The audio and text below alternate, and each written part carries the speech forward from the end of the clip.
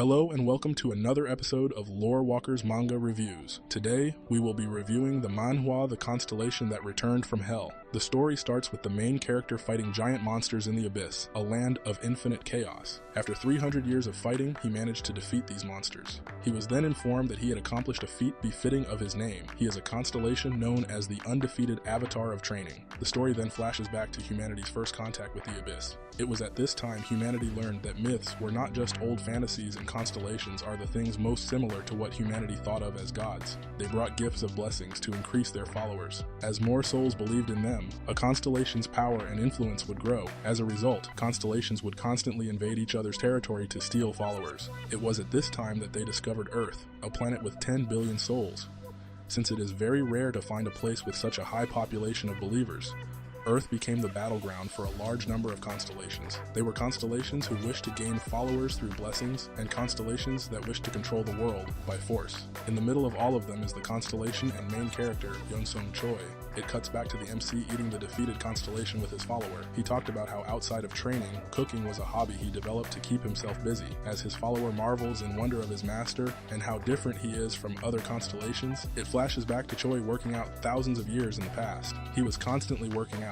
Since he was an orphan when he was younger, he became obsessed with the idea of getting stronger, so he is always able to protect himself. Every day he wanted to be stronger than he was yesterday, and he worked tirelessly to achieve that goal. At this time, he was a C-ranked hunter with the martial artist class. While he imagined training in his sleep, a constellation known as the Goddess of Balance who walks ahead made contact with him. She asked him to make a contract with her. When Choi asked why, she explained that she has the power of foresight, and it tells her that it would be necessary to defeat the incoming evil constellations that are set to arrive on Earth in a few years' time. She offered to train him in a place where time flows differently than it does on Earth. After a few hundred years of training under her, he would be eligible to be her servant if he survived the training. After the MC agreed, he was sent to the Abyss to begin his training. After being there for a brief period of time, he was swept up in a magical storm. The goddess then notices that he is missing and sends her most powerful servant to find him. While in the magic storm, he used his martial arts breathing technique to absorb the energy from the storm into his body. His technique is one of the few that grow along with the user. There is theoretically no limit for its growth potential, the downside being that it takes much longer than other techniques to level up. This downside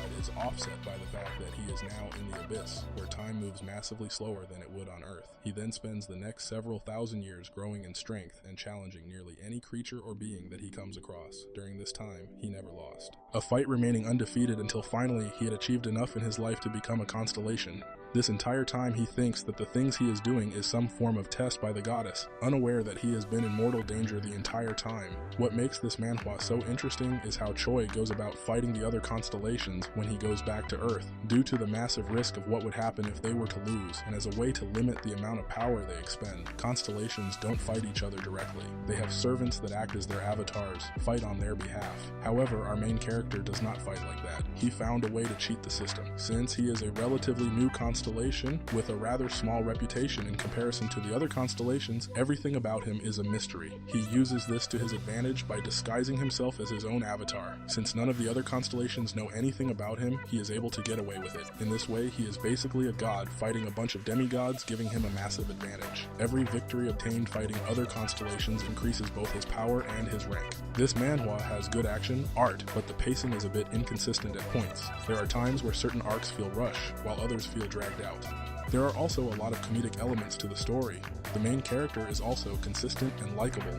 He is a very hard-working character who works for everything he has. The premise of the story is also very interesting, as it is a new take on the dungeon trope. While it is a dungeon manhwa at its core, this is not the focus of the story. It is basically a story about a bunch of gods having a gang war over Earth, and the main character being a god that's pretending to be a human. There are also a lot of politics that happen between these deities. For my 110 rating of this webtoon, I would give this an 8.6. If you like dungeon webtoon like Solo Leveling and I Am the Sorcerer King, then I recommend giving this a try. If there is a manga or webtoon you would like me to give an overview of, you can put it in the comments below. Also, if you are interested in getting into manga or webtoons and don't know where to start, you can put the name of a show or cartoon that you like in the comments, and I will give a recommendation of a story that is similar to what you are looking for. If you like this video, be sure to like, comment, and subscribe, and I will see you in the next one.